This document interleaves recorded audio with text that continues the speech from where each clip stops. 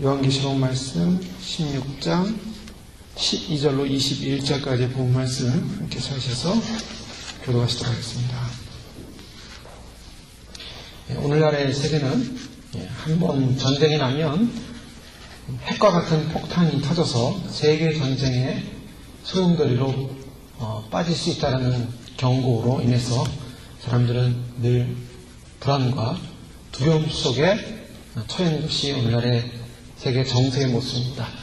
이스라엘과 이란 간의 갈등이 계속 심화되고 있고, 또 유엔이 이란의 핵을 더 제재하겠다, 또 결의안으로 이란 쪽에서는 그에 대한 반발로 계속 핵무기를 개발하려고 하는, 그래서 앞으로 2년 안에 핵이 완성될 것이다, 그렇게 추정을 하고 있습니다. 북한의 핵무기 기술이 이슬람권에 넘겨져서 테러로 사용될까봐 미국이 가장 불안해하고 우려하고 있습니다. 전쟁에 관한 두려움 항상 내재되어 있죠. 오늘 요한계시록 16장에 나오는 12절 이하의 가장 핵심적인 마지막 하나님의 인류에 대한 심판의 내용은 전쟁에 관한 내용입니다. 즉 대접 심판의 마지막 가장 중요한 테마는 전쟁이요, 전쟁 이후에 하늘의 재앙이라고 볼 수가 있습니다. 그래서 오늘 12절로 14절까지는 전쟁을 위한 준비가 이루어지는 것을 볼 수가 있고, 16절에 바로 히브리음으로 아마겟돈이라고 하는 곳에 전쟁을 위한 모임, 왕들을 모으더라, 이 모여지는 사건에 대해서 말씀하고 있습니다. 이 전쟁은 크게 두 가지로 해석을 할 수가 있습니다.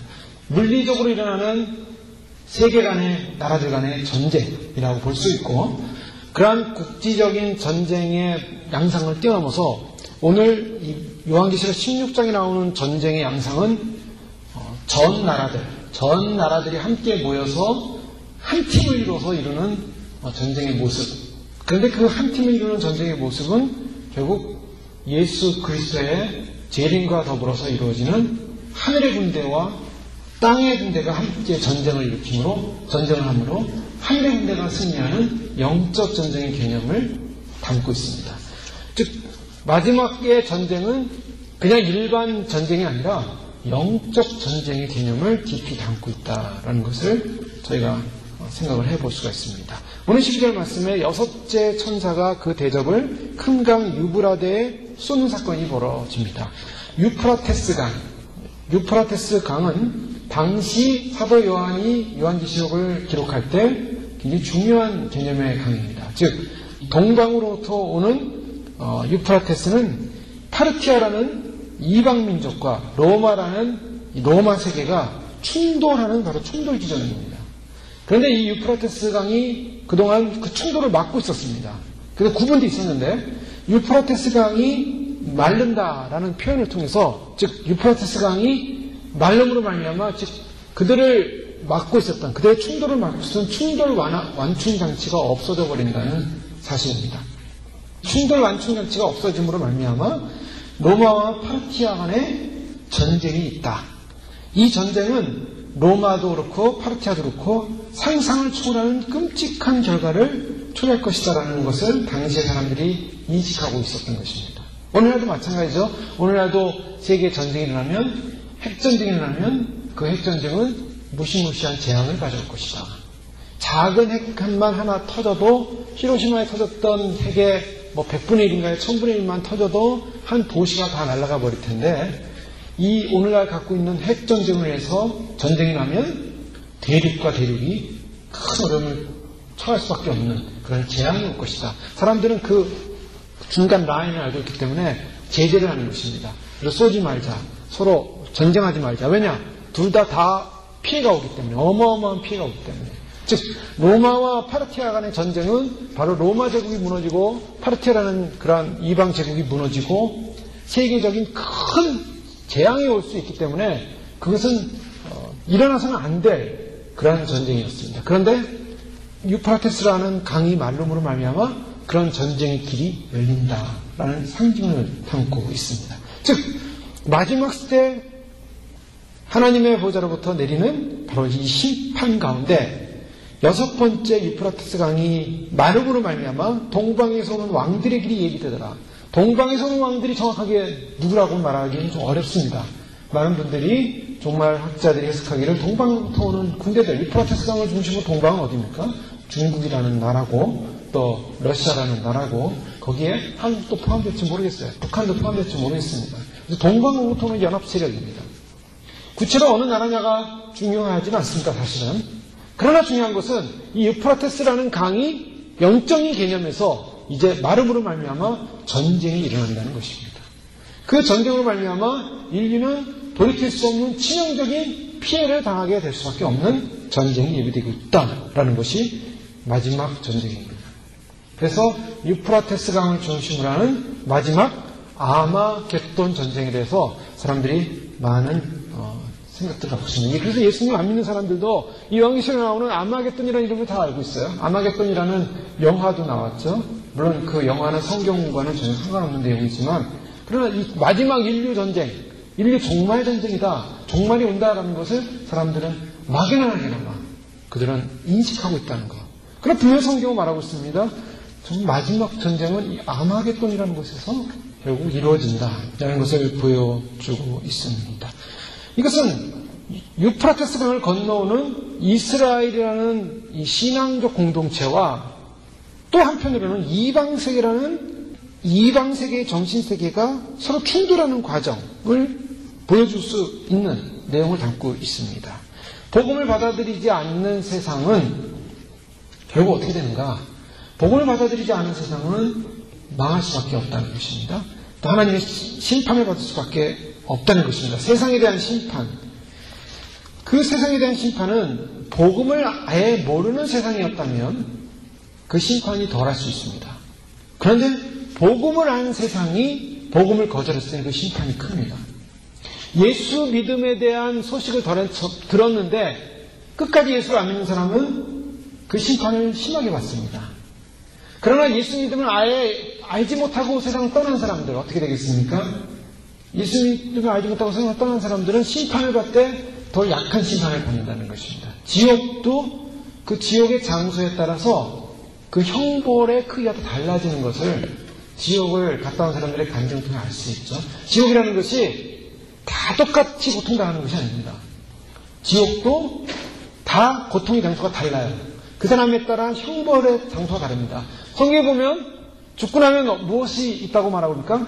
저희의 행한 대로 결국 심판을 받게 됩니다. 행한 대로. 즉 세상에 살면서 예수를 안 믿었지만 착하고 그렇게 바르게 살려고 했던 사람들이라면 덜 고통스러운 곳으로 갈 수 있다는 것입니다. 그러나 악하게 산 사람들은 더 큰 심한 고통을 당하게 되어 있죠. 그러나 중요한 것은 하나님을 알아야 되는 그런 소식을 들었음에도 불구하고 그러한 세상이 하나님을 거절했을 때 오는 그 징계와 심판은 너무 크다는 것입니다. 그래서 하나님을 모르는 백성이, 하나님 모르는 사람들이 땅을 떠날 경우에는 좀 덜할지 모르겠지만 하나님에 관한 이야기를 듣거나 하나님을 믿었던 사람이 하나님을 떠나는 경우나 이런 경우에는 엄청난 고통이 따른다. 즉 유프라테스 강이 마르는 사건을 통해서 하나님의 심판, 즉 사탄에 의해서 결국 심판받는 길이 예비된다라는 그 영적인 개념을 생각해 볼 수 있습니다. 10장들에 보면 또 내가 봄에 개구리 같은 새 더러운 영이 용의 입과 짐승의 입과 거짓 선지자의 입에서 나오니 저희는 귀신의 영이라 이정을 행하여 온 천하 임금들에게 가서 하나님 곧 전능하신 이의 큰 날의 전쟁을 위하여 그들을 모으더라. 전쟁이라는 이야기가 나오죠. 전쟁을 위하여, 즉 마지막 대접의 양상은 전쟁인데 이 전쟁을 위하여 귀신의 영들이 더러운 새 더러운 영이 나오는데 이 더러운 영은 어디서 나오냐? 용의 입에서 나오고 짐승의 입에서 나오고 거짓 선지자의 입에서 나오는 귀신의 영을 말하고 있습니다. 즉 마지막 전쟁은 사탄에 의한 귀신에 의한 처음 귀신들의 연합체로서 하나님 나라에 대한 대적의 양상을 띈다라는 걸 보여주고 있습니다. 영적인 전쟁이라는 것입니다. 아마겟돈이라는 전쟁은 나라와 나라가 문제가 생겨서 전쟁하는 게 아니라 사실은 그 뒤에 어마어마한 귀신의 세력이 총집합을 합니다. 그래서 용의 입에서, 짐승의 입에서, 거짓 선지자의 입에서 마지막 시대에, 이 환란의 마지막 시대에 세상을 장악하는 존재들이 누구냐? 용이라는 존재죠. 또 짐승이라는 존재죠. 짐승도 땅에서 나온 짐승, 바다에서 나온 짐승. 양 짐승을 말하고 있는데, 즉 거짓 선지자는 처음 나온 짐승을 돕는 대로 나옵니다. 그래서 그 거짓 선지자가 두 번째 나온 짐승이 처음 짐승의 우상을 만들고 경배하게 하고 절하게 하고, 이 거짓 선지자라는 용어를 통해서 이 마지막 시대에 장악하고 세계를 장악하면서 땅을 지배하는 자 중에는 종교적인 리더십을 가진 자가 있다는 것을 상징하고 있습니다. 이 종교적인 리더십이 뭔가? 거짓 선지자의 역할이죠. 거짓 선지자로서, 즉 선지자 역할을 하는 모습같이 보이는데, 선지자는 누구의 개념이냐? 이 선지자는 하나님과 연관된 자입니다. 즉 하나님과 연관해서 뭔가 종교적인 강력한 파워를 가진 자인데 거짓 선지자예요. 이 자가 누군가? 사람들은 로마 캐톨릭 것이다. 개신교 쪽에서는 그렇게 해석을 합니다. 로마 캐톨릭이 지금 벗어나도 너무 많이 벗어났죠. 로마 캐톨릭은 하나의 제국입니다. 어마어마한 종교적인 제국을 이루고 있죠. 로마 카톨릭은 지금 전 세계의 카톨릭 신부들이 나가 있고 무슨 사제들이 나가 있지만은 다 계급제도 아닙니까? 그 계급제도가 점점 추기경도 생기고 나라마다 그래서 점점 올라가면 어디로 갑니까? 교황으로 가는 거죠. 교황으로부터 쭉 이어지는 계급제도. 이것은 전 세계를 통치하는 체제입니다. 즉 나라가 있지만 사실은 카톨릭은 나라에 속하지 않았습니다. 바티칸에 속해 있어요. 바티칸의 통제를 받습니다. 그래서 이 어마어마한 세계적인 세력을 갖고 있는 종교 세력에 각 나라의 지도자들은 협력할 수밖에 없는 거죠. 근데 전 세계를 장악하는 종교적인 리더십을 가진 자가 거짓 선지자로 등장한다는 것입니다. 그 자가 하나님을 섬기는 그 자리에서 자기를 높이며 나를 섬기라, 짐승을 섬기라, 적그리스도를 섬기라라고 충동질하는 자가 된다는 것입니다. 그래서 하나님의 이름을 가증스럽게 여기면서 결국 하나님의 영광이 세워질 성전에서 가증한 물건을 세우고 우상을 섬기게 하는 거짓 종교 지도자, 그 자가 등장한다. 자기가 우상화되는, 인간을 우상화시키는, 바로 이러한 거짓 선지자와 짐승과 용의 입에서 더러운 영이 나온다. 더러운 영인데 이 더러운 영은 어떤 존재로 표현하냐면 개구리 같은 영이다. 개구리 같은. 개구리가 더러움의 상징으로 나타나고 있습니다. 이 더러움은 레위기서 11장에 보면 더러운 생물들이 나오는데요. 바다 생물 중에 지느러미가 없거나 비늘이 없는 생물은 다 부정한 생물들입니다. 그러한 것은 먹지도 말고 접하지도 마라. 바다나 강이나 물에서 나오는 생물 중에 지느러미가 없거나 비늘이 없는 것은 다 부정하다. 하나님 보실 때 그 부정하다고 정해놓은 생물들이에요. 그 부정한 생물들 개구리도 들어간다는 거예요. 문어, 오징어 이게 다 들어간 겁니다. 그 부정하다는 거예요. 의학적 개념에서, 레이기적 개념에서는 비늘이나 지느러미가 없는 것 분명히 규정하고 있는데 개구리도 그와 같은 존재라는 것입니다. 이 개구리는 출애굽 재앙 당시에 두 번째 재앙이 개구리 재앙이었습니다. 개구리들이 막 나왔죠. 개구리들이 나옵니다. 얼마 전에 개구리들이 막 나와가지고요. 개구리떼가 막 가니까 차들이 다 멈췄어요. 어마어마한 개구리떼가 나왔어요.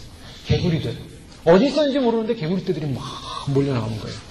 이 개구리가 상징하는 것은 부정한 것, 더러운 것을 상징합니다. 그래서 그건 절대 건드리지 말고 먹지도 말라. 즉, 이 더러움은 뭘 말하냐? 영적으로 보면 개구리는 귀신의 영을 상징하고 있다는 것입니다. 이 짐승과 귀신, 영적인 존재는 많이 일치할 때가 있습니다. 예전에 80년대 주일학교 때 많이 목사님이 설명했던 그림 있죠. 박군의 얼굴. 박군이라는 얼굴이 나오는데 그 박군의 얼굴 몸 안에 보면 공작도 있고 돼지도 있고 여러 가지 짐승도 있지 않습니까? 교만의 영, 그 다음에 탐욕의 영, 이런 영들이 있어요. 그 영들이 다 짐승으로 보입니다. 실제로 영안이 열린 사람들이, 영안이 열려서 사람을 이렇게 보는 분들 있죠. 그런 분들은 그 사람에게 무슨 영이 있는데 짐승으로 보여요. 그게. 그 짐승이 뭐냐? 그가 갖고 있는 그런 영들의 모습을 짐승으로 보여주고 있습니다. 그 영계에서 나타나는 현상들이죠. 그 빛이 임하면, 성령의 빛이 임하면 그 안에 있던 뱀이니, 공작이니, 돼지냐, 더러운 영들이 확 못 견디고 빠져나갑니다. 몸에서 빠져나가요. 그 전까지는 얼굴이 찌그러들고 인상을 긋고 회피하지 못하고 죄 속에 살았던 그 얼굴이 성령이 나오고 성령의 빛이 나니까 비둘기 같은 하얀 빛이 나니까 짐승들이 막 못 견디고 쫓아나가죠. 얼굴이 환해지고 밝아져요. 자유함으로 되는 거예요. 오늘 귀신의 영 가운데 이 더러운 개구리와 같은 형상의 영이다. 즉 더러운 귀신은 이런 동물적 형상을 갖고 있다는 것입니다. 그래서 집안에 가면요, 어떤 집에 가면 그 동물 같은 거 크게 붙여놓은 집들이 있어요. 뭐 표범을 약한 거 붙여놨다든가, 아니면 무슨 뭐 이런 동물의 형상을 놓는다든가, 이게 별로 영적이 안 좋은 겁니다. 영적으로 안 좋아요. 그것은 그런 동물적 귀신이 그 집을 장악할 수가 있다는 거예요. 이게 사실은, 우리가 뭐 기독교인들이 끝까지 그거 아무것도 아니죠라고 생각할지 모르겠지만, 귀신이라는 존재들은요, 악이라는 존재들은 그런데 머무기 좋아요. 더러운 곳에 있기 좋아요. 장소적 개념이 있어요, 실제로. 그래서 군대 귀신 들린 자 귀신 뽑아낼 때 제발 무정에 집어넣지 말라고 이렇게 얘기하지 않습니까? 장소적 자기가 원하고 좋아하는 데가 있어요. 기독교인들은 그래서 그런 우상적인 것을 다 버릴 필요가 있어요. 더러운 것을 버릴 필요가 있어요. 좀 이렇게 우상화된 것들 그렇게 좋은 게 아니에요. 그렇다고 너무 예민하게 반응해가지고 뭐 동물만 그림만 봐도 뭐 이렇게 떨 필요는 없습니다. 그런 건 아닌데요. 그런 것을 생각해줘요. 내가 그런 거 좋아진다, 편안해진다. 그런 것 때문에 편안함이 오고 뭔가 영적인 위로가 오고 뭐 편안함이 온다는 건 뭔가 이상한 거예요. 하나님의 성령에서 내적인 평안이 와야 되는데 뭔가 이상한 곳에서 정신적인 안정이 온다면 그것은 오상적인 그런 영향이 있을 수가 있는 것입니다. 오늘 개구리 같은 형상, 개구리 형상. 이 개구리 형상의 모습을 가진 개구리 같은 새 더러운 영이라고 말하고 있어요. 용과 짐승과 거짓선지자의 메신저로서 파송돼서 나오는데 개구리는 어떤 상징을 갖고 있습니까? 개구리 하면 뭐예요? 개구리는 주로 독단적으로 혼자 있지 않고 집단적으로 많이 있죠. 그리고 개구리 같으면 개구리 영, 개구리는 이렇게 개구리 짖는 개념을 갖고 있습니다. 개구리가 다른 것보다 소리가 커요. 이 시골에 가서 논에 가면은, 요즘은 개구리 있는지 모르겠지만, 예전에 논에 가면요, 개구리들이 얼마나 짖습니까? 울어댑니까? 개구리 영은 뭐냐? 울어대는 영. 또, 귀신의 영. 귀신의 영은 뭔가? 귀신의 영은 특징적인 게 뭔가 하면, 거짓의 영입니다. 자, 이런 하나의 대표적인 예가 열왕기상 22장의 구약적 개념에 근거하고 있습니다. 이스라엘 왕인 아합 왕이 이 유다의 여호사밧 왕과 연합을 합니다. 유다의 여호사밧 왕이 원래 이스라엘 왕과 친하면 안 되는데 아합 왕과 좀 친했어요. 그래서 아합 왕을 찾아갔는데 이스라엘 아합 왕이 길르앗 라못이라는 이스라엘 진영을 아람 군대에게 빼앗겼습니다. 아람 사람들에게 빼앗겼어요. 그래서 유다 왕 여호사밧에게 건의하기를 저 길르앗 라못은 원래 우리 땅인데 우리가 저 땅을 빼앗겼다. 그러니 저 땅을 우리가 다시 찾자. 자, 이스라엘 사람들 하나님 주신 가나안 땅 다 자기를 정복하기 원했죠. 지금도 그렇게 하고 있지 않습니까? 내 땅이다라고 지금 정복하고 있잖아요. 그러니까 저 길르앗 라몬도 우리가 찾자. 어떻게 하면 좋을까? 그랬더니 유다의 여호사밧이 동의합니다. 그래 좋다. 아합 왕이 그걸 원하면은 이스라엘의 땅이 바로 내 땅이고 우리 땅 아니냐? 우리의 민족의 땅 아니냐? 내가 도와주겠다. 하고 이제 연합을 했어요. 그런데 이스라엘 사람의 특징은 뭐냐면 종교적인 그런 개념이 있지 않습니까? 그래서 우리가 전쟁에 나가서 과연 이길까? 여호와께 한번 물어보자. 선지자들에게 한번 물어보자. 라고 이제 하나님의 허락을 받기 원했던 거죠. 그래서 선지자 400명에게 요청을 합니다. 그랬더니 이 이스라엘에 있었던 선지자들이 400명이 하나같이 왕 앞에 나와가지고 두 왕이 앉아있는 자리에서 왕은 올라가서 취하소서, 그 땅을 취하소서, 여호와께 삼게 하십니다. 승리를 취하소서, 이렇게 막 400명이 전부 다 우리가 기도를 했더니 하나님이 그렇게 응답을 하셨다고 응답을 받게 되죠. 바로 그때 여호사밧 왕이 이스라엘 선지자들이 좀 이상해요. 하나같이 똑같이 승리할 거라고 똑같이 외쳐대는데 이 무슨 녹음기를 갖다가 반복시키는 것처럼 그들이 막 똑같이 외쳐대는 거예요. 이상하다. 뭔가 믿었지가 못한 거예요. 하나님의 말씀에 권위가 느껴지지 않고 뭔가 이상하다. 그래서 이 사람들 말고 또 다른 선지자 없습니까? 그랬더니 아합 왕이 내가 별로 좋아하지 않는 선지자 한 명 있다 그러죠. 미가야라는 선지자가 있는데 그 미가야는 나한테 좋은 얘기 안 해주고 맨날 나쁜 얘기 해줘서 내가 별로 안 좋아한다. 미워한다. 그랬더니 여호사왕이 그래도 그 선지자 말 한번 들어보자. 그래서 어떻게 합니까? 그 선지자를 데려오죠. 데려와가지고 그 선지자로 하여금 하나님의 음성이 뭔가라고 이렇게 들어보는데 이 미가야 선지자가 눈이 열려서 하늘에 하나님 앞에 어전회의를 보게 됩니다. 하나님의 보좌가 있는데 그 앞에 수만의 천사들과 수만의 그 하나님의 증인들이 함께 서서 회의를 하는데 이건 참 놀라운 장면입니다. 하나님께서 역사를 주관할 때 하나님 혼자 역사를 결정하고 주관하지 않는다는 걸 보여주셨어요. 이 중요한 거예요. 구약에 나오는 미가 선지자가 본 하늘의 현상입니다. 천상에서 내가 저 아합을 죽여야 할 텐데 하나님 말씀하십니다. 저 아합을 죽여야 할 텐데 어떻게 하면 좋겠느냐라고 묻습니다. 그랬더니 많은 영들 가운데 어떤 영이 나와서 내가 모든 선지자 속에 들어가서 거짓 예언을 하게끔 그들을 꾀이겠습니다. 라고 얘기했더니 하나님이 좋다. 너는 거짓의 영을 그들에게 심어라. 그래가지고 그 선지자 400명이 사실은 거짓말을 했는데 거짓말을 그냥 한 게 아니라 하나님으로부터 받은 영감으로 거짓말을 한 거예요. 근데 그 하나님부터 받은 영감이 뭐냐? 하나님의 어전에 의해서 거짓의 영을 심어주겠다는 것이었습니다. 거짓의 영. 자, 그래서 결국에는 어떻게 됩니까? 거짓의 영이 심어져서 그들은 거짓말했죠. 미가야는 그 얘기를 하면서 그러나 하나님 목자를 칠 것이고 양들은 다 흩어질 것이고 결국에는 너희는 전멸할 것이다. 그랬더니 결국 거부지 않았냐고 여호사밧한테 저 사람 좋은 얘기 하지 않는다고 갖다 감옥에 가더라고. 그래서 아주 나쁜 음식을 주라. 우리가 전쟁이 돌아올 때까지 저 미가야는 가두라고. 아합이 가두게 되죠. 전쟁에 나가서 아합 왕은 자기가 왕복을 벗어버리고 평생 군인복을 입고 있다가 결국에는 거기서 상처를 입고 부상을 당하고 결국은 죽습니다. 아합이 죽어요. 아합이 죽고서 아합이 탔던 그 마차는 피가 흘러가지고 나중에 물로 닦는데 개들이 와서 그 피를 핥더라. 결국 하나님께서 아합은 죽을 거라. 죽이기로 결정하신 거예요. 하나님이 아합을 죽이기로 결정하고 나서 그런 일이 일어나는데 거기에 역사하는 것이 거짓이에요. 하나님이 이 새 더러운 영들을 왜 아마겟돈 상황에서 마지막 유프라테스 강이 마르는 상황에서 이런 영들이 등장하는가? 이 거짓의 영들, 더러운 영들이 등장하는가? 하나님이 더러운 영들을 통해서 사람들을 왕들을 모으는 겁니다. 우리가 이 전쟁을 해야 되는데 이 전쟁에 승리해야 됩니다. 하면서 왕들을 모아가지고 결국 어떻게 합니까? 아마겟돈이라는 전쟁터는 어떤 터냐? 이건 쉽게 얘기하면 모든 세상에 속한 나라들과 왕들과 또 거짓의 영을 따르는 자들이 거기서 매장되는 장소입니다. 그들은 아마겟돈이라는 장소에 모여서 다 죽는 거예요.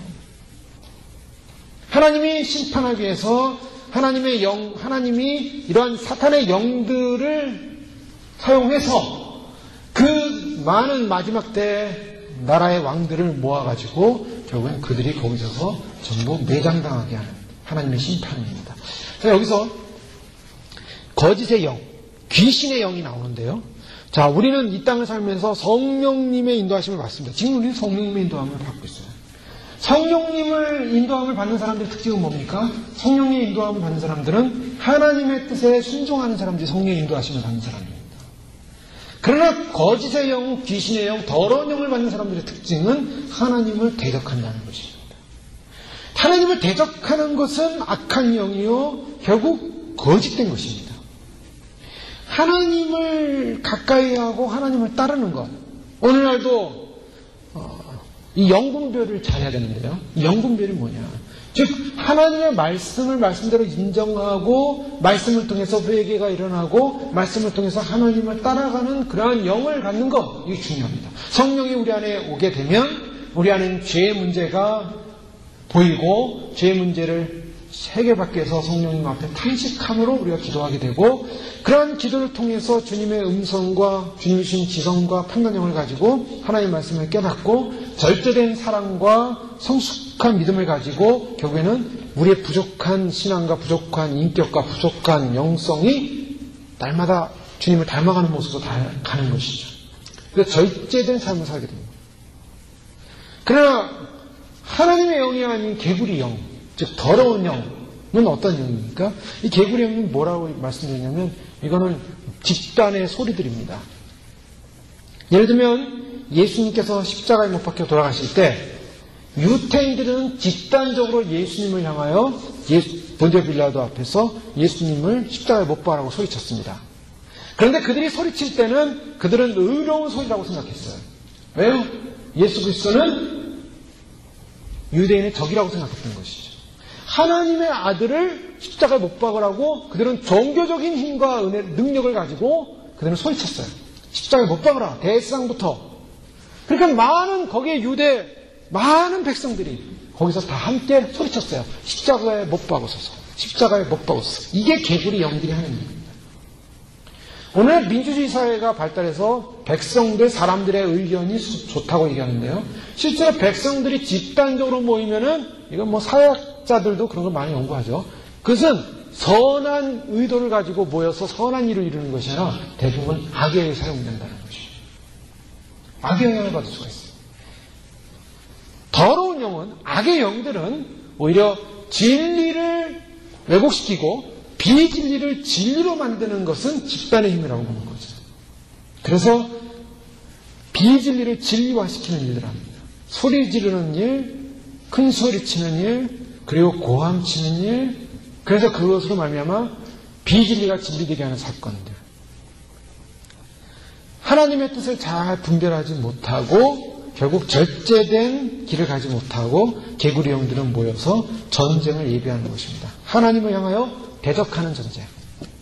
인간들이 모이면 하나님을 높이는 것이 아니라 오히려 하나님을 대적하게 되는 것입니다. 오히려 하나님을 대적하게 돼요.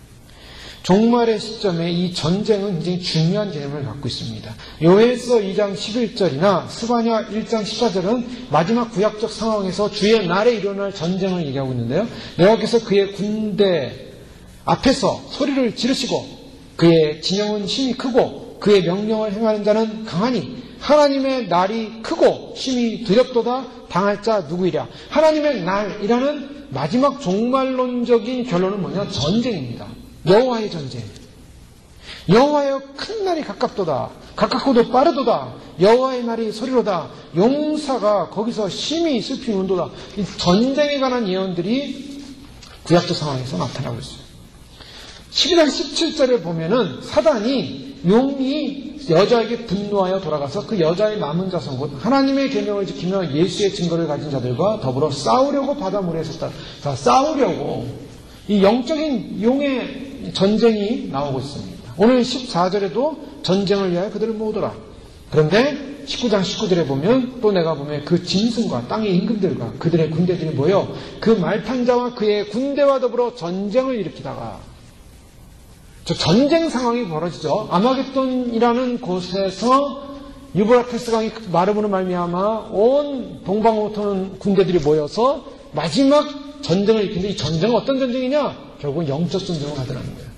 즉 이 땅에 일어나는 전쟁은 그냥 일어나는 전쟁같이 보이지만 그 뒤에는 하나님을 대적하는 영적 전쟁이 숨어져 있다는 것입니다. 그래서 모아지는데요. 입에서 더러운 영들이 나오죠. 더러운 영들이 나오는데 이 더러운 영은 예수 그리스도가 나중에 마지막 재림하실 때 그 입에서 이한 검이 나오는 하나님의 검, 말씀의 검과 더러운 영의 입에서 나오는 더러운 영과의 비교를 보여주고 있습니다. 이들 입에서 뭐가 나와요? 입에서 뭐가 나옵니까? 입에서 더러운 영이 나오더라는 거예요. 그런데 예수 그리스도의 입에서는 하나님의 진리의 말씀인 바로 하나님의 검이 나오는 거예요. 자, 이 사탄도 예수님을 비슷하게 닮고 비슷한 흉내를 냅니다. 그러나 그 흉내는 하나님의 권능 앞에서 다 무너지게 되어 있어요. 만국의 이스라엘을 치러오는 종말론적인 마지막 전쟁의 상황을 보여주고 있는데 바로 이제 이 전쟁의 상황을 왜 영적 전쟁으로 지금 보고 있냐면 15절에 그 힌트가 나와 있습니다.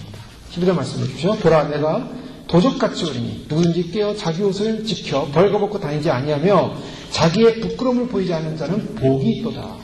지금 유프라테스 강이 마르면서 용과 짐승과 거짓선지자 입에서 더러운 영이 나오는 개구리 같은 더러운 영이 나와서 사람들을 모으게 되는 이런 모든 사건 앞에 왜 보라! 라고 말씀하시면서 내가 도적같이 오리니! 라고 말씀하고 있냐는 거죠. 예수님의 재림의 상황을 말씀하고 있어요. 이 재림의 상황은 지상재림적 상황으로 해석을 할 수가 있는데 누구든지 깨어 자기 옷을 지켜 벌거벗고 다니지 아니하며 자기의 부끄러움을 보이지 아니하는 자는 복이 있도다. 누구든지 깨어. 자, 이것은 영적인 상황입니다. 예수님께서 예수님의 재림과 더불어서 자주 표현한 말씀이 뭐냐면 깨어나라는 것입니다. 깨어나라. 자, 깨어나라는 말과 또 한 가지 동의어적인 같은 개념으로 오는 것이 뭡니까? 옷을 입으라는 것입니다. 옷을 지키라. 즉, 옷을 지키는 자만이 깨어있는 자만이 옷을 지킬 수 있다는 것입니다. 마태복음 24장 42, 44절에 보면 그러므로 깨어있으라. 어느 날에 너희 주가 임할는지 너희가 알지 못함이라. 너희가 아는 바니 만일 집주인이 도둑이 어느 시각에 올 줄을 알았다면 깨어있어 그 집을 뚫지 못하게 했으리라. 이러므로 너희도 준비하고 있으라. 생각하지 않을 때 인자가 오리라. 주님은 깨어있으라 그랬습니다. 근데 깨어있는데 주님이 오시는 것을 도적과 비교했어요. 도적같이 오신다. 도적같이.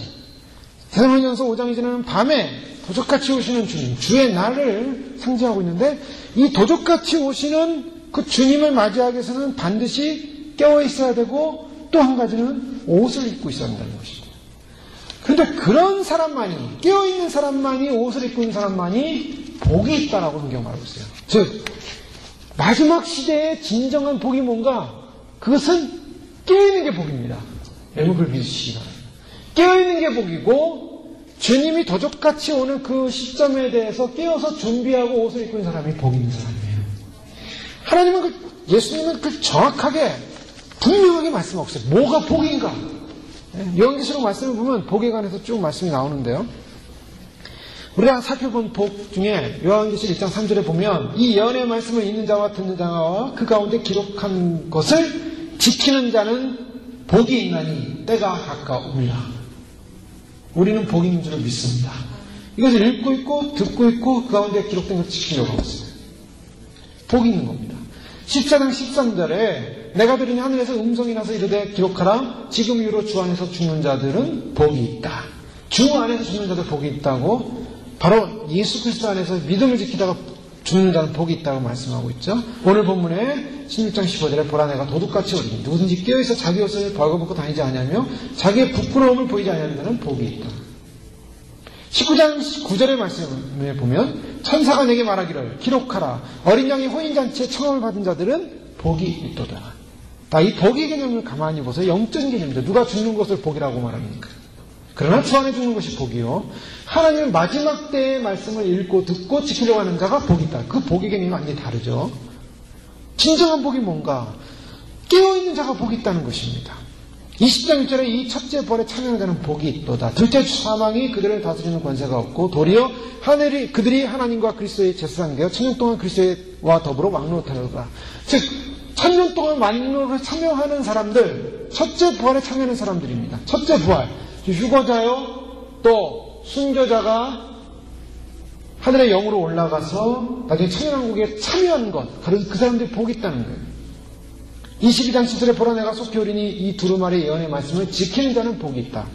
22장 7절에 자기 두루마리를 빠는 자들은 복이 있으리. 자기 두루마리를 빠는 사람들이 복이 있다. 회개하는 사람을 말씀하고 있습니다. 정결케 하는 사람을 말씀하고 있습니다. 이런 그들이 생명나무에 나아가며 문들을 통하여 성에 들어갈 권세를 받으려 합니다. 진정한 복이 뭔가? 영적인 복이에요. 그런데 어떤 사람이 복을 못 받는 사람이냐? 그러면 벌거벗은 사람입니다. 깨어서 옷을 입고 있는 사람은 복을 받는 사람인데 누가 복 받지 못한 사람이냐? 벌거벗은 사람이에요. 그 벌거벗었다는 개념은 무엇과 같습니까? 벌거벗었다는 개념은 범죄한 이스라엘을 상징합니다. 자, 이스라엘을 상징할 때 이사야 20장 4절이나 예수께서 16장 36절, 예수께서 23장 29절이나 나홈 3장 5절 이런 말씀을 보면 이스라엘이 하나님으로부터 징계를 받고 심판을 당할 때 다 어떤 표정을 하면 벌거벗는다라는 표정을 하고 있어요. 표현을 말씀하고 있습니다. 이와 같이 애굽의 포로와 구스에 사로잡힌 자가 아수르 왕에게 끌려갈 때 젊은 자나 늙은 자나 다 벗은 몸과 벗은 발로 벌기까지 드러내어 애굽의 수치를 보이리라.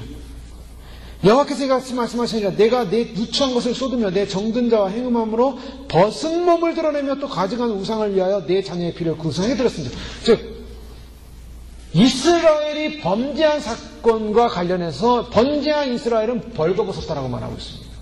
영적인 개념이죠. 벌거벗은 자들은 범죄한 자들인데 어떤 범죄를 한 자들이 벌거벗었냐? 행음한 자들이라고 말하고 있습니다. 행음한 자들, 행음하기 위해서 옷을 벗는 것과 같은 표현을 말씀하시면서 뭐라고 하냐면 그 행음은 뭐냐? 여호와를 남편으로 두고 옷을 벗고 세상과 짝하는 자들을 말하고 있어요. 무슨 말씀이냐면 벌거벗었다라는 것은 우상 숭배자들을 말하고 있다는 것입니다. 이게 굉장히 중요한 개념이에요. 불안해가 도적같이 오르니 누구든지 깨어 자기 옷을 지켜 벌거벗고 다니지 아니하며 자기 옷을 지켜 벌거벗고 다니지 아니하는 이 말씀은 즉 세상이라는 우상에 빠지지 않는 사람들을 말하고 있다는 것입니다. 마지막 때 누가 심판을 받을 존재냐? 누가 복을 잃어버린 존재냐? 즉 하나님이 주는 영적인 복, 주님을 만나고자 하는 그 소망의 복을 놓쳐버리고 세상에 취해서 세상을 우상으로 섬기면서 세상의 향락 속에 빠져서 세상을 즐거워하고 세상을 생각하고 땅을 즐거워하고 땅에다 터를 잡고 땅의 그 영원한 터전을 생각하는 땅의 복을 생각하는 자들이 벌거벗은 자라는 겁니다. 그거를 주님이 요한계시록에서 단적으로 보여주는 사건이 라오디아 교회의 사건입니다. 라오디아 교회를 향해서 너희는 옷을 입고 있다고 하지만 실상은 벌거벗은 자라라고 말씀하고 있어요. 그리고 너희는 눈을 안약을 사서 너희 눈에 발라보라. 너희가 벌거벗었다는 걸 너희가 알 것이다. 즉 라오디아 교회는 부자 교회였습니다. 돈이 많은 교회였고 편안한 교회였고 아무 문제가 없는 교회였어요. 그런데 하나님이 볼 때는 라오디아 교회는 현대교회의 모습이요. 돈이 많지만은 물질주의에 빠져서 영적으로는 벌거벗고 있다는 걸 왜요? 우상을 섬기고 있기 때문에. 즉 마지막 시대의 전쟁은 어떤 전쟁이냐? 마지막 시대의 영적인 전쟁은 우리가 세상과의 전쟁이에요. 그 세상과의 전쟁은 오늘날 기독교인들이 결국 마지막 투쟁에 대한 투쟁의 대상은 누구냐면 바로 세상이라는 우상입니다. 세상이라는 우상 때문에 결국 기독교인들은 다 벌거벗게 되는 거예요. 때문에 주님께서 깨어있으라는 이 메시지는 뭐냐? 세상이라는 우상에 빠지지 말고 우리가 진정으로 바라봐야 될 대상이 바로 다시 오시는 도적처럼 오시는 예수 그리스도를 바라보면서 영적으로 우리의 긴장감을 놓치지 않고 주님에게 대한 우리의 사랑과 고백과 우리의 섬김과 경배를 세상에 뺏기지 말라는 것입니다. 그것이 자기 옷을 지키라는 거예요. 그 옷을 지키는 자, 흰 옷을 입는 자만이 주님 앞에 수치를 당하지 않고 벌거벗김을 당하지 않고 그날에 하나님을 만나고 주님을 만나는 복을 누리게 된다는 것입니다. 바로 오늘 이 말씀을 통해서 주님은 결국 거짓된 영, 더러운 영이 뭐냐? 세상에 취하는 영이에요. 짐승은 어떤 존재냐? 짐승은 세상을 장악하고 세상을 취하는 존재입니다. 예수님께서 40일 동안 금식하시고 시험을 이제 받으시는데 사탄이 와가지고 유혹한 게 뭡니까? 내가 2,000원 왕국을 다 주겠다. 아주 결정적으로 내 2,000원 왕국을 이걸 다 주겠다. 나에게 줘라. 사탄은요, 예수님에게도 하나님 왕왕의 왕이고 온 우주의 왕이신 예수님에게조차도 세상을 가지고 유혹을 했어요. 사탄의 전략입니다. 마지막 시대에 이 마귀들이 유혹하는 유혹은 뭐냐? 세상이라는 거예요. 세상. 근데 우리는 지금 여러 가지 혼돈스러울 수가 있어요. 우리는 세상 속에 살고 있기 때문에. 세상이라는 것이 우리의 터전이었고, 삶의 터전이었고, 세상으로부터 물질도 없고, 세상으로부터 먹을 것도 없고, 세상을 통해서 우리가 살고 있지 않습니까? 그런데 이 세상을 어떻게 바라봐야 될 것인가? 우리 사람들이요, 너무나 세상을 좋게, 긍정적으로, 세상에서 축복, 세상에서 축복하다 보니까 결국에는 세상에서 편안하게 잘 살고 잘 먹고 잘 사는 것이 하나님이 주신 축복이라는 개념으로 들어와 버려서 세상에 대해서 거부감이 없어요. 세상에 대한 거부감은 전혀 없습니다. 오늘날 많은 우리의 모습 속에 세상이라는 것이 거부감으로 안 오고 세상이 친밀감으로 오더라는 거예요. 자꾸 친밀감으로. 이게 뭘 말합니까? 세상이 친밀감으로 온다는 것은 기독교인으로서 우리의 정체성이 흔들렸다는 것을 말하고 있어요, 사실은. 내가 세상에 친밀감이 와요.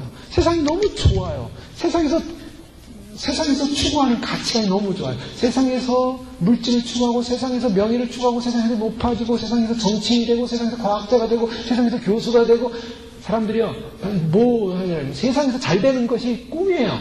부모님들이 세상에서 아이들이 잘 되는 게 꿈이에요. 세상이 너무나 쉽게, 좋게, 그리고 꿈의 대상으로 보이는 거. 성경은요, 너희는 세상에서 굉장히 위대한 사람이라고 말한 적이 한 번도 없다는 데 주목해야 됩니다. 세상에서 똑똑한 사람이 되라는 데 주목하지 않아요. 세상의 초등학문에 빠져있지 말라라고 말씀하고 있어요. 세상에서 높아지라, 세상에서 위대해지라, 세상에서 대단해지라 라고 성경은 절대 말하고 있지 않아요. 이게 기독교인의 정체성의 어려움입니다. 내가 기독교인으로서 주님을 믿는 그 순간에 세상과 나는 이별이에요. 이별. 그런데 우리는 예수님을 믿으면서도 우리는 세상이 좋아요. 세상에 추잡게 너무 많아요. 세상이 너무나 좋아요. 세상에 성공한 사람은 와.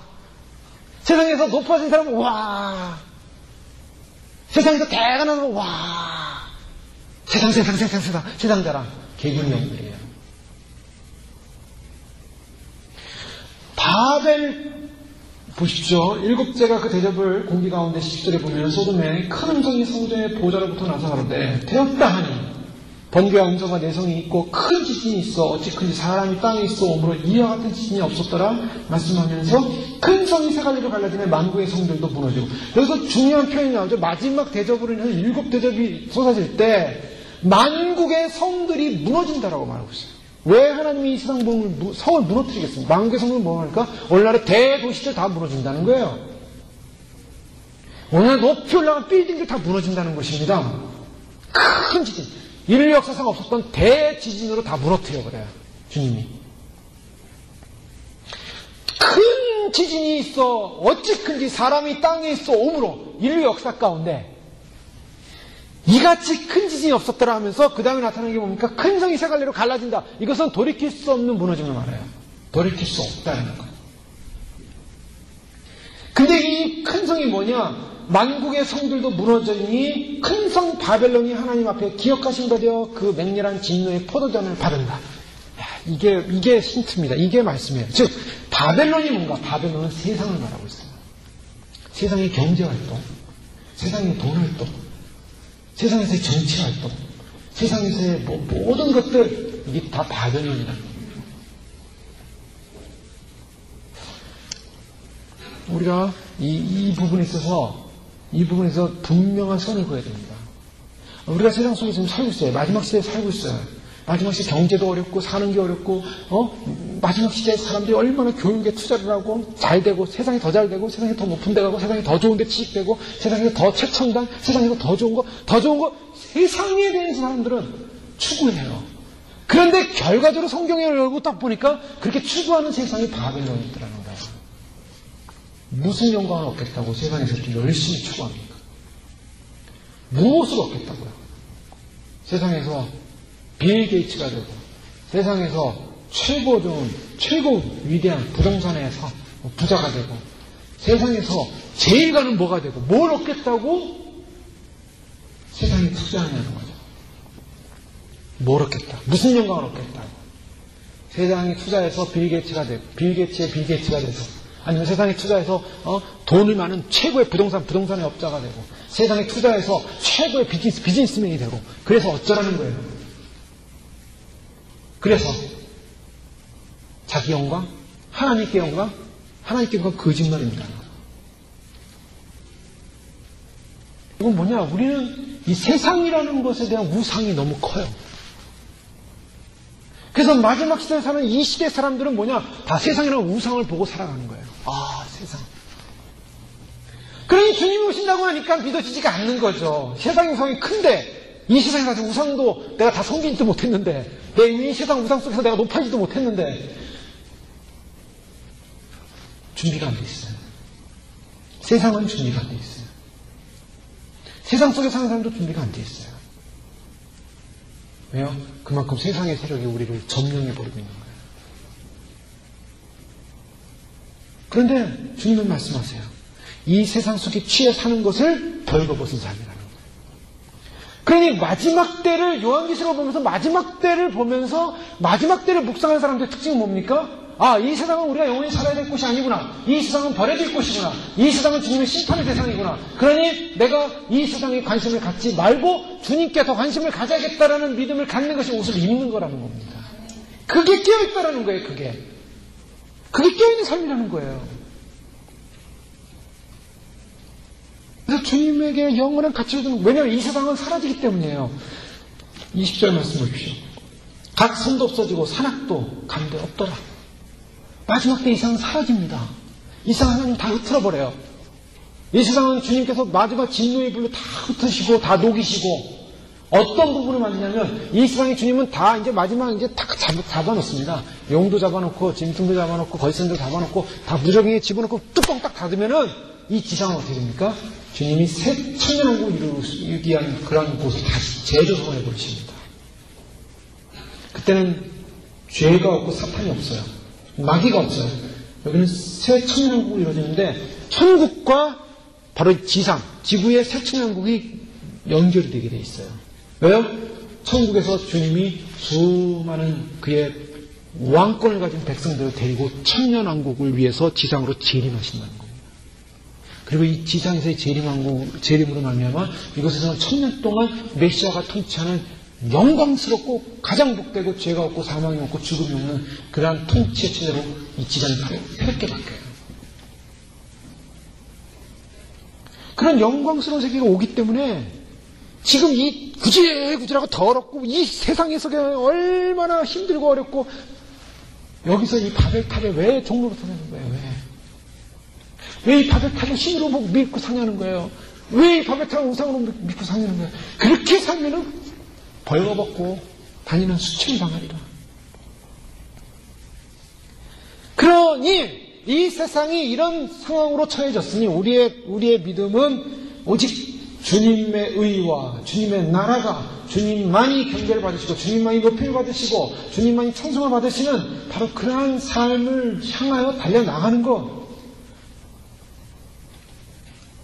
주님을 뵙기 위하여 우리 자신을 정결케 하고 우리의 두루마리를 빨고 우리 자신을 회개하고 내가 관심 가져야 되는 게 세상이 더 높아지고 세상에 돈 많이 버는 게 아니라 내 안에 빨아야 될 죄가 무엇인가, 내 안에 씻겨야 될 죄가 무엇인가, 내가 주님을 맞이하기 위해서 정결케 해야 될 부분이 무엇인가에 관심을 갖고 말씀과 기도와 또 하나님 앞에 내가 날마다 찬양과 예배를 통해서 하나님을 높여드리는 그런 거룩한 존재로서 우리 자신을 세워나가야 되는 것입니다. 마지막 시대에 그렇게 살아야 돼요. 각 산도 없어지고 산악도 간데 없고 막 이 지진이 나가지고 다 무너져 버려요. 선도 없어지고 산도 없어진대요. 그 다음에 뭡니까? 살아남은 상황에서 마지막에 뭐가 쏟아집니까? 한 달한테 60kg가 넘는 어마어마한 우박이 떨어지는 거예요. 헤이, 우박이 떨어지는데요. 사람들이 이 우박을 인해서 하나님을 해방하니 그 재앙이 심히 크리라. 네. 어마어마한 우박이 있다. 우박재앙은요, 하나님의 마지막 심판재앙의 모습이에요. 그래서 요즘은 우박이 큰 것들이 막 떨어지잖아요. 상징적으로 보여주는 메시지들이에요. 요즘은 우박이 떨어지는데 막 이만한 돌덩어리 막 이런 게 막 떨어지잖아요. 여기만 한국 떨어졌다라고요. 여기 지금 미국 중부에서 얼마 전에 막 우박들이 떨어지는데 그 인터넷 들어가서 유튜브에 그 보세요. 난리가 폭탄이 쏟아지는 폭탄이. 처음에 사람들이 오오오 웃다가 나중에 놀래가지고요. 장난이 아닌 거예요. 근데 어마어마한 우박이 마지막에 다 쏟아져요. 왜 우박이 쏟아지는지 모르겠습니다. 하나님이 징계 가운데 하나의 상징이에요. 징계의 상징인데 그런 것이 하나의 새 땅을 이루기 위해서 하나님이 하시는 모든 작업 가운데 들어가 있는 모습입니다. 이 아마겟돈 전쟁은 결국 사탄의 진영이 완전히 무너지는 전쟁이에요. 그럼 하나님께서 바벨을 다 모아가지고 한꺼번에 다 무너뜨리는 바로 그 사건입니다. 공기 중에 7대접에 공기 중에 쏟지 않습니까? 공기 중에 쏟을 때 공중에 쏟았다는 것은 하나님의 성전에서 17절에 보면 보호자로부터 나서 되었다. 마지막 선포. 7대접이 쏟아질 때 되었다. 하나님이 이 모든 종말적 상황의 심판을 이루었다라는 것입니다. 예수님께서 십자가에 못 박혀 돌아가실 때 마지막 말씀이 다 이루었다. 주님은 다 이루십니다. 이것이 하나님의 역사입니다. 주님이 십자가에서 마지막 운명하시기 바로 그 직전에 주님은 다 이루었다. 주님께서 7대접 심판을 쏟으시면서 주님이 하늘 성전의 보좌로부터 나오신 음성이 되었다. 이제는 다 되었다. 인류 역사는 이렇게 끝나는 것입니다. 인류 역사는 이렇게 끝날 것입니다. 그러면 새 역사가 시작되는 거예요. 그게 우리의 희망이고 소망입니다. 메시아, 주님과 함께하는 새 역사. 죄가 없고 완전한 하나님 메시아와 예수님의 통치와 함께하는 새 역사. 그 새 역사는 인간의 역사가 아니에요. 이 세상의 지혜의 역사도 아니고 이 세상의 방법의 역사도 아닙니다. 이 세상의 과학의 역사도 아니에요. 영적인 역사예요. 우리가 그동안 성경 말씀을 통해 영적인 걸 추구해보지 않았습니까? 말씀과 기도를 통해서 하나님을 더 알아가기 원하고 성령의 은혜를 더 깨닫기 원하고 말씀과 기도를 통해서 우리가 영적으로 체험해왔던 모든 영적인 역사만이 그때 이루어져요. 왜요? 하나님은 영이시기 때문에. 우리는 이 육체를 갖고 사는 존재가 아닙니다. 육체를 갖고 여기서 영원히 사는 지구 땅에 사는 사람들이 아니에요. 우리의 존재 가치는 육체가 아니라 육체를 뛰어넘은 영의 존재로 변화되는 거예요. 그러니까 우리의 가야 할 거는 영계입니다. 영계. 여기가 아니에요. 여기가 아닌데 지금 돌과 나무와 우상을 보고 여기가 좋사오니 그 우상을 섬기고 사는 인생들이야말로 음행하는 인생이요, 죄짓는 인생이요, 벌거벗은 인생이요, 하나님을 보지 못하는 인생이라는 겁니다. 우리가 개인적으로 골방에 들어가서 기도할 때 세상의 모든 생각이 다 사라지고 오직 주님 앞에서 나 자신을 보면서 주님과 영적인 믿음의 교제가 이루어지는 그 호흡이 이루어지는 바로 그 영역, 거기가 우리가 영원히 주님과 함께 그 영역 속에 살아가는 거예요. 우리 시체는 거기 있어요. 바벨론의 죄는 뭔가? 바벨론이 왜 망하는가? 첫째는 분명합니다. 하나님을 대적했기 때문이에요. 하나님을 대적하고 또 17장 18장에 보면 그의 성도를 핍박한 죄. 그래서 진노의 포도주를 기억하시는 거죠. 포도주. 진노의 포도주잔을 받음에 산들과 섬들이 다 주의 날에 심판받는다. 산과 선들의 심판은 마지막 종말론적 심판을 말하는 구약적 개념이 이루어진다는 것입니다. 그리고 섬들이 무너지고 결국 오늘 이 일곱 대접의 심판의 종말을 보면서 우리가 분명히 깨닫는 것은 우리의 정체성입니다. 주님은 주님 안에 정체성을 갖고 있는 백성들은 복이 있지만 그러나 이 세상에서 취해서 이 세상이라는 바벨의 우상 앞에 취해서 벌거벗고 있음에도 불구하고 벌거벗은 걸 알지 못하고 살아가는 이 모든 귀신의 영, 더러움의 영, 악의 영에 속해서 결국에는 마지막 아마겟돈 전쟁이라는 영적인 최악의 심판받는 바로 그 심판에 대해서 죽는 존재가 아니라 바로 깨어있어 도적같이 오실 예수님을 맞이할 수 없는 그 영적인 깨어남, 이 세상을 향하여 우리가 세상 속에 있지만 세상을 바로 보고 우리가 가야 할 본향 속에 영계의 영원한 세상 속에 우리가 준비되어지고 예비되어지는 그런 복된 마지막 시대를 승리하는 백성대로 오늘 주님께서 저에게 주신 말씀을 믿습니다.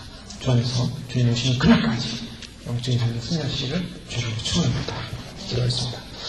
말씀 기억하면서 그렇습니다. 주님, 세상을 사랑하고 세상을 섬기는 것이 바로 벌거벗는 우상이에요. 주님이 가장 싫어하는 것이라고 말씀하고 계십니다. 주님 한 분만을 바라봐야 될 이스라엘 백성이 가나안에 들어가서 세상이 좋았고 세상의 부가 좋았고 물질이 좋았고 세상에서의 향락이 좋아서 결국 세상에 빠지는 그 순간에 그들은 벌거벗었고 우상을 숭배했고 음행을 행하고 결국 하나님을 떠났습니다. 오 주님, 이 마지막 시대를 살면서 우리는 세상 속에 세상의 가치관 속에 너무나 깊이 들어와 있습니다. 우리가 어떤 존재인지, 어디로 가야 할 존재인지, 어떤 영원히 주님과 함께 살아야 할 얼마나 거룩한 존재인지를 우리가 알고 있기에 이 세상에서 벗어나서 주님 나라만을, 주님의 얼굴만, 주님의 그 영원한 세계만을 소망하며 달려갈 수 있게 축복하옵소서. 주님 오시는 날 영광스럽게 주님 뵙기를 소망하는 그 열망의 소망이 주의 거룩한 얼굴 보고 주의 품에 안기어 내 사랑하고 사랑하는 아들아, 내 사랑하고 사랑하는 딸아 보고 싶어.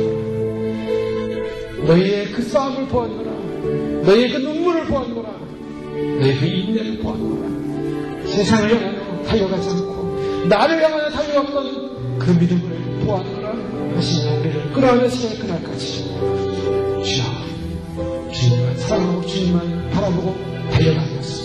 함께 기도하겠습니다. 할렐루야. 아버지 하나님, 그렇습니다. 주님, 참으로 이 세상 속에 살고 있으므로 세상을 주셔서 세상이 너무 좋아서 세상이 너무 위대해서 세상 것을 추구하다가 세상 가치를 추구하다가 세상의 높임을 추구하다가 세상의 영광을 추구하다가 주님 그 세상에서 무엇을 얻고자 했습니까? 주님 하나님의 영광이라는 거짓된 비명을 주님 아버지 자기가 세상이 너무 좋아 보이고 세상이 높아짐이 너무 좋아 보이고 세상의 위대함이 너무 좋아 보였고 세상의 부유함이 너무 좋아 보였고 세상의 평안함이 너무 좋아 보였고 세상의 성공이 너무 좋아 보여서 아버지 하나님 주님의 이름을 팔아 주님 참으로 주님을 사랑한다고 하지만 주님 사랑하지 않고 세상 더 좋아하고 사랑하고 우상 더 좋아하고 세상의 가치관을 더 좋아하고 세상의 가치관을 더 위대하게 생각하고 세상의 명예를 더 소중하게 생각하고 세상의 것을 더 귀하게 여기는 그 마음들이 있었다면 주님 일경 용서하시고 하나님 세상이 아니라 주님이게 하시고 세상이 아니라 주님 사랑하게 하시고